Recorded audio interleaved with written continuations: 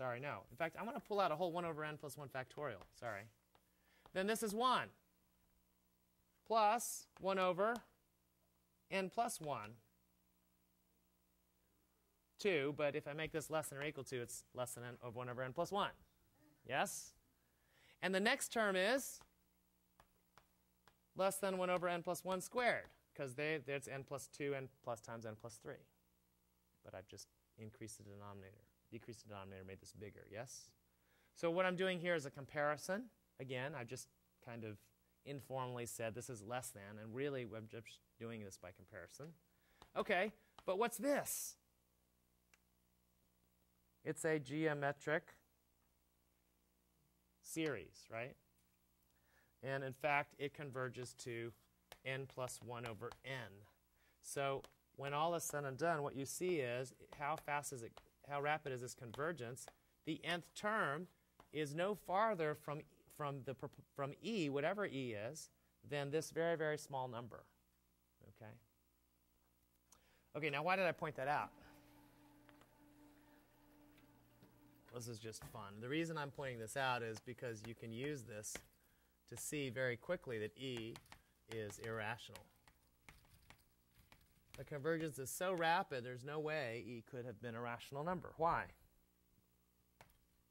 If E did equal a rational, let's say m over some n, well then consider the nth partial sum. Oh, this is so cool. It's going to blow your mind. Look. The nth partial sum, if I look at E minus Sn for the nth partial sum, would you agree it's 1 over n factorial n? So if I multiply that by n factorial, this is less than 1 over n. Agreed? Yeah? Would you agree that this nth partial sum is also positive? E minus s over Sn is positive because it's just, this is all the leftover terms, right? So this is positive, right? But now, if m over n is rational, if E is rational, some m over n, all the denominators here, there's something over n times n factorial. This should be an integer, yes?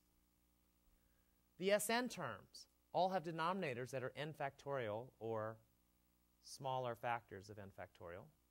You multiply by n factorial, you also get a integer. So if E were rational, then there would be an integer between 0 and 1 over n, which is clearly not the case. No, there is no such integer. There's no integer. This is where you say with indignation, there's no integer between 0 and 1. 0 and 1 over n. End of argument. Nice. Very nice. Okay, that's just fun with series. All right. Have a great time. Stick around if you have questions about the homework. Some of you have already asked me about this, but with the upper and lower limit question, it may be helpful to appeal to a theorem in the book that talks about the uniqueness of the upper and lower limits as things that are subsequential limits, and anything bigger has a certain property, anything smaller has a certain property. Stick around if you have questions about that, or see the tutors later tonight, and we'll see you next week.